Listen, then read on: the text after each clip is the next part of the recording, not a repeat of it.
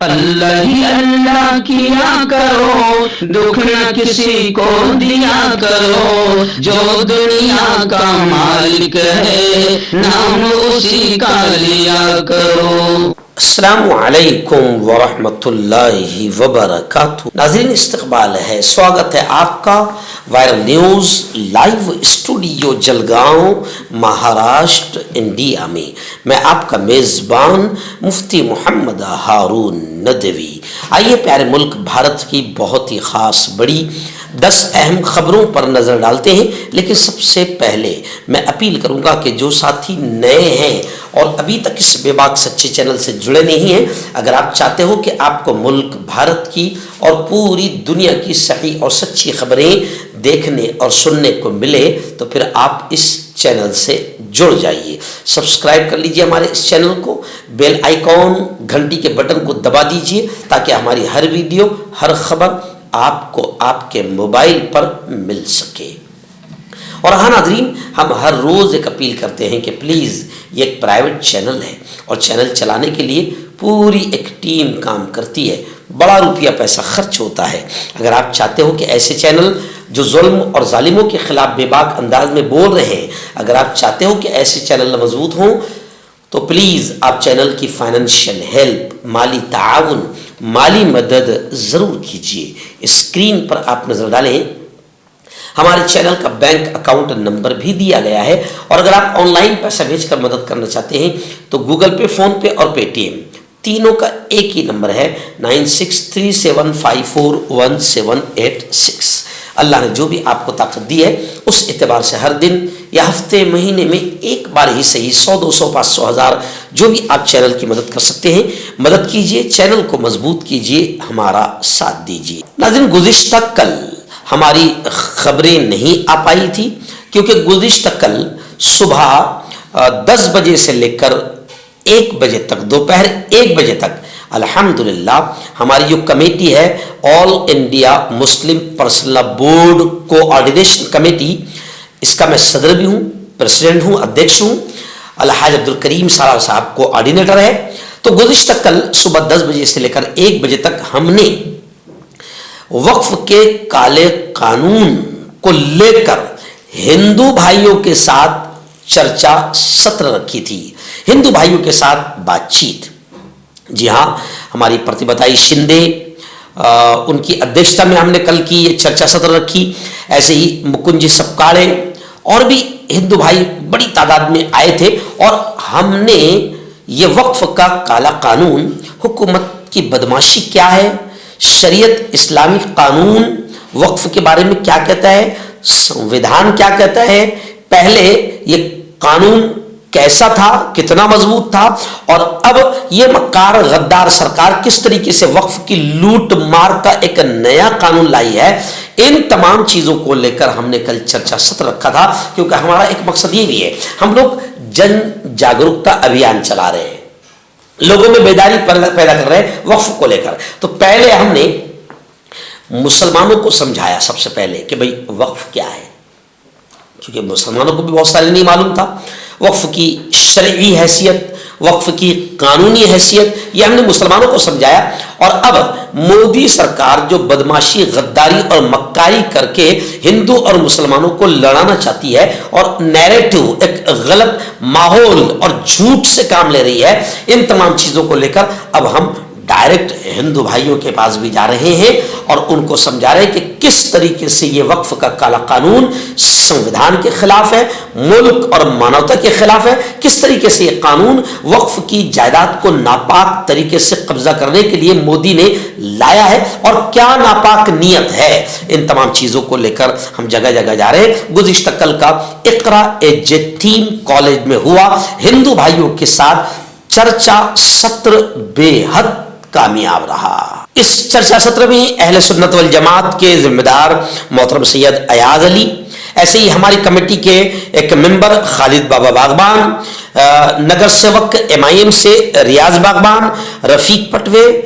महेंद्र केदारे, advocate विकास मोरे, ऐसे ही अब्दुल्ला शेख, सलीम इनामदार, विकास जी पवार, प्रदीप श्रीमाल, अब्दुल अजीज सालार साहब, बापू राव पान पाटिल और भी बड़ी तादाद में, यानी ये बड़ी खुशी की बात है कि बड़ी तादाद में हिंदू भाई मौजूद थे। विजय कुमार जी मौर्य, डॉक्टर मिलिंद बागुल और भास्कर अमृत सागर उपस्थित थे।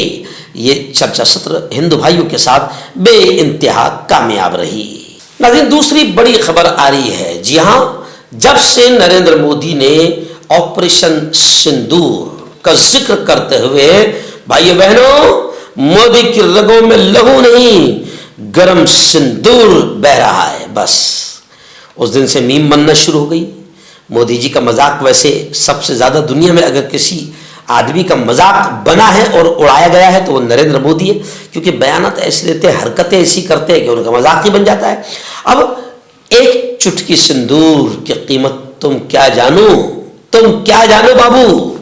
अब वो एक चुटकी सिंदूर, जी हाँ, जो हमारी जसोदा बेन की मांग का बह चुका है, निकल चुका है, मिट चुका है, इन तमाम चीज़ों को लेकर भी खूब मजाक बनाई जा रही है और बताया जा रहा है कि नरेंद्र जी मोदी, आप क्या जानो एक चुटकी सिंदूर की कीमत।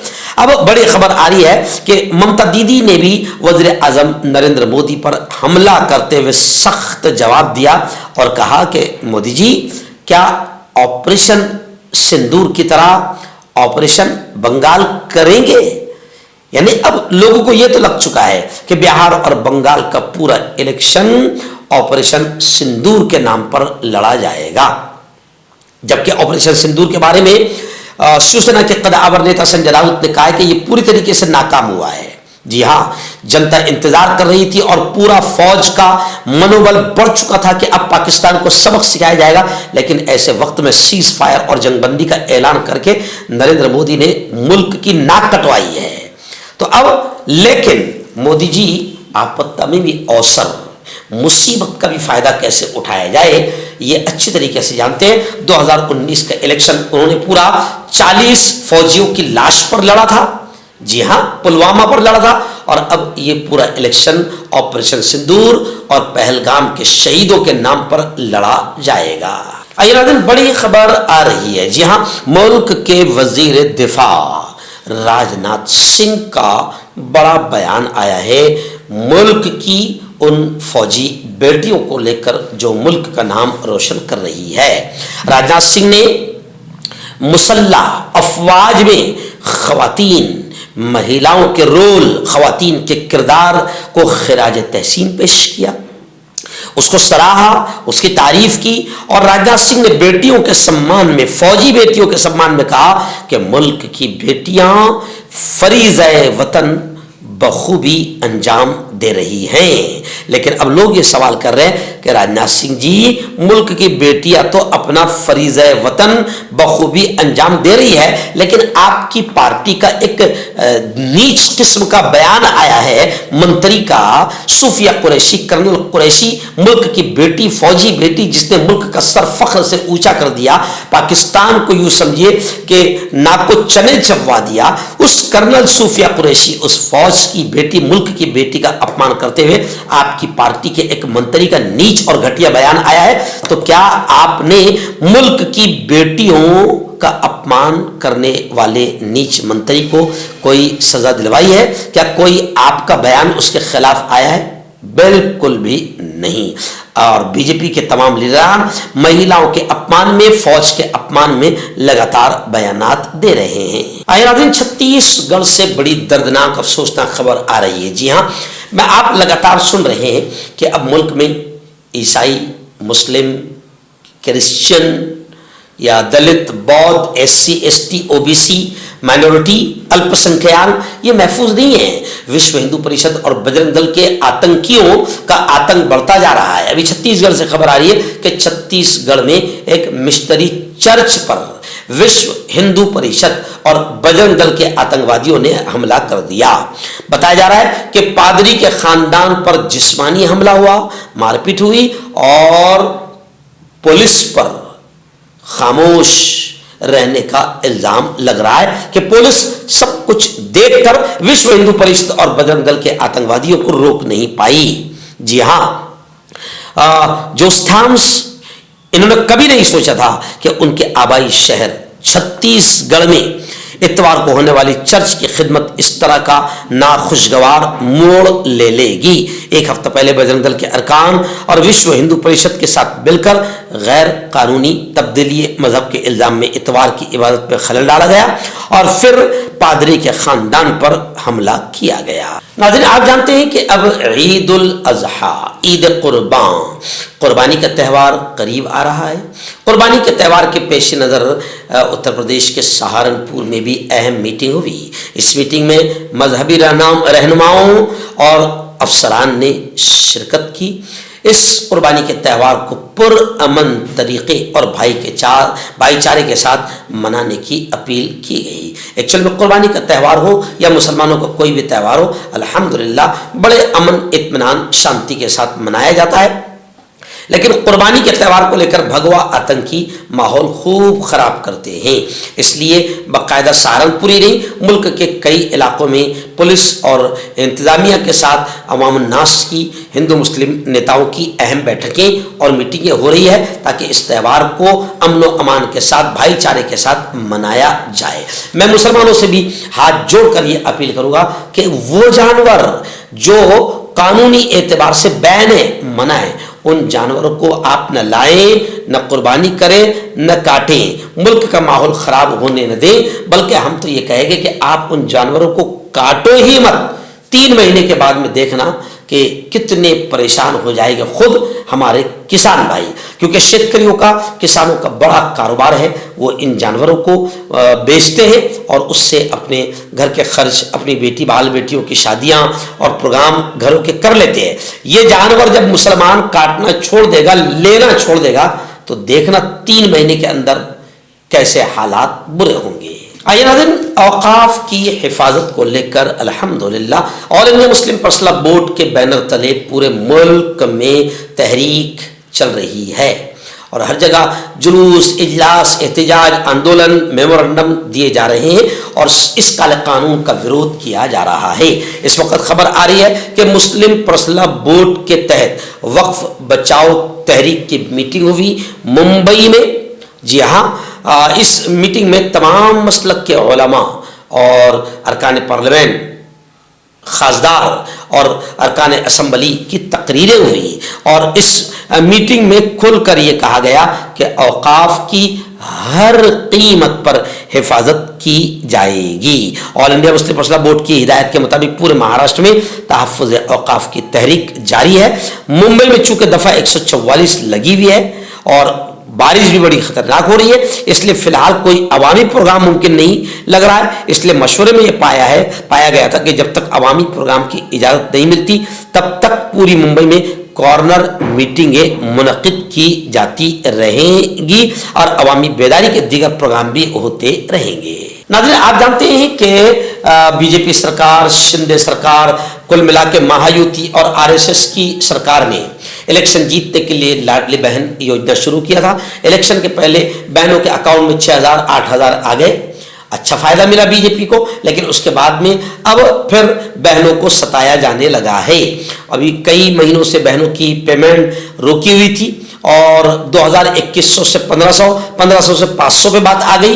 लेकिन अब कहा जा रहा है कि नहीं, लाडली बहनों को इस बाकी रकम उनके अकाउंट में डाली जा रही है। और वहीं पर वजीर आला मुख्यमंत्री महाराष्ट्र फडणवीस ने यह भी कहा है कि लाडली बहना स्कीम और योजना के लिए किसी दूसरे महकमे से, किसी दूसरे डिपार्टमेंट से कोई रकम नहीं ली गई, क्योंकि अपोजिशन का इल्जाम है कि लाडली बहनों को योजना पूरी करने के लिए और उनसे जो वादा किया है, लोग जूते मारेंगे, बुरा भला कहेंगे, थूकेंगे, इसलिए उनको रकम देने के लिए दूसरे खातों की, दूसरे डिपार्टमेंट की रकम वहां डाली जा रही थी। उसी को फडणवीस ने इस इल्जाम को, अपोजिशन के इस इल्जाम को नकारा और ये कहा कि लाडली बहन के लिए किसी दूसरे महकमे से कोई रकम नहीं ली गई। आइए नाज़रीन, बड़ी खबर आ रही है जहां महाराष्ट्र ATS ने आजकल जासूसों की बड़ी लंबी लिस्ट सामने आ रही है और मौला का करम है कि उस लिस्ट में मुसलमान नहीं है। अभी ज्योति मल्होत्रा मशहूर यूट्यूबर पकड़ी गई, उसके साथ और पकड़े गए और अब खबर आ रही है कि महाराष्ट्र में भी महाराष्ट्र ATS ने 3 पाकिस्तानी जासूसों को गिरफ्तार कर लिया है। मेवात से भी एक जासूस को गिरफ्तार किया गया है। महाराष्ट्र एटीएस को बड़ी कामयाबी मिली है। महाराष्ट्र एटीएस ने 3 जासूसों को गिरफ्तार किया है जो हिंदुस्तान की इंटेलिजेंस मालूमात पाकिस्तान को भेज रहे थे। हाल ही में राजस्थान के जैसलमेर से, हरियाणा से और गुजरात से, अलग अलग जगह से पाकिस्तान के लिए जासूसी करने वाले पकड़े जा रहे हैं। गुज़िश्ता कल भी महाराष्ट्र से 3 पाकिस्तानी जासूसों को गिरफ्तार किया गया है। नाज़रीन, रियासत कर्नाटका से बड़ी खबर आ रही है। कर्नाटक में मस्जिद के सेक्रेटरी के कत्ल वाक़े की जांच का हुक्म जारी कर दिया गया है। मस्जिद के सेक्रेटरी मस्जिद के सेक्रेटरी मकतूल अब्दुल रहमान कर्नाटक में इनका कत्ल किया गया। अब कर्नाटक के वजीर आला, कर्नाटक के मुख्यमंत्री सदा रमैया ने तशद्दुद में, हिंसा में शामिल लोगों पर कार्रवाई की हिदायत दे दी है। कर्नाटक में मंगल को जामे मस्जिद के सेक्रेटरी अब्दुल रहमान के कत्ल के बाद इलाके में कशीदगी बनी हुई है। इस दौरान वजीर आला सदर रमैया ने पुलिस को तशद्दुद में शामिल लोगों पर कार्रवाई करने और इस पूरे मामले की जांच करने की हिदायत जारी की है। नाज़रीन, बड़ी खबर आ रही है। जी हाँ, नरेंद्र मोदी जी वर्ल्ड रिकॉर्ड में, आपका गिनीज बुक वर्ल्ड रिकॉर्ड में मुल्क का नाम रोशन कर रहे हैं। सबसे बड़े झूठे के तौर पर अगर किसी को पहचाना जाने लगा है वो हमारे नरेंद्र मोदी है, जिन्होंने मुल्क की काफ़ी बेइज्जती करवाई और मजाक बनाया झूठ बोल कर। इस वक्त कांग्रेस के प्रदेश राष्ट्रीय अध्यक्ष मल्लिकार्जुन खड़गे का बड़ा बयान आया है। मल्लिकार्जुन खड़गे ने कहा है कि अपनी नाकामी को छुपाने के लिए नरेंद्र मोदी मुल्क को, भारत को चौथी बड़ी मईशत करार दे रहे हैं। यानी नरेंद्र मोदी झूठ बोल रहे हैं और लोगों का जहन भटका रहे हैं, जबकि हकीकत इससे बिल्कुल मुखालिफ है। एक्स पर खड़गे ने कहा कि हुकूमत को नरेंद्र मोदी को झूठ बोलने की आदत हो चुकी है, क्योंकि वो हर इक्तिसादी शोबे में बुरी तरह नाकाम हो गए हैं। खड़गे ने कहा कि गुज़िश्ता 11 वर्षों में मोदी हुकूमत ने मईशत की, बिजनेस की, तिजारत की बुनियादें हिलाकर रख दी है, पूरे मुल्क का सत्यानाश कर दिया है। और फिर भी झूठ बोलने में कितनी बेशर्मी, बेगैरती कि मुल्क का सत्यानाश करने के बाद ये बोलने में जरा भी शर्मा नहीं रहे हैं कि मुल्क को चौथी बड़ी मईशत, हमारा ये मुल्क, भाई बहनों, हमारा ये मुल्क की चौथी बड़ी मईशत बन चुका है। हकीम फरीद जो कि खानदानी देसी दवाओं से इलाज करते आ रहे हैं, जैसे मर्दाना ताकत, लिकोरिया, शुगर, बिना अंग्रेजी दवाई, बिना परहेज के खत्म हो जाती है। इसके अलावा जोड़ों का दर्द, घुटनों का दर्द, कमर दर्द, खुजली, बवासीर, खून में मस्से वाली, वजन कम करना, वजन बढ़ाना, तिल मस्से, आंखों के ऊपर की चर्बी, बालों का झड़ना, बालों में कीड़ा लगना, भी कांटेक्ट। मर्दाना ताकत हासिल करे 72 घंटों के अंदर, वो भी जड़ी बूटियों द्वारा। हकीम याकूब खान से कांटेक्ट करें, जो कि 75 सालों से हिकमत कर रहे हैं। इसके अलावा जोड़ों में दर्द, गुर्दों में पथरी, शुगर, खुजली, लिकोरिया का गारंटी से इलाज किया जाता है। अभी कांटेक्ट। तो मैं हकीम जावेद, क्या आपको शुगर है या आपके बदन में दर्द रहता है, जैसे जोड़ों का दर्द, नसों का दर्द, गठिया हुआ है? इसके अलावा अगर आपको बवासीर है, खूनी वाली हो, मस्से वाली हो, और अगर आप अपनी शादीशुदा जिंदगी को लेकर खुश नहीं है, तो आप हमें कांटेक्ट कर सकते हैं। यहाँ गारंटी के साथ जड़ी बूटी से इलाज किया जाता है। Thank you so much.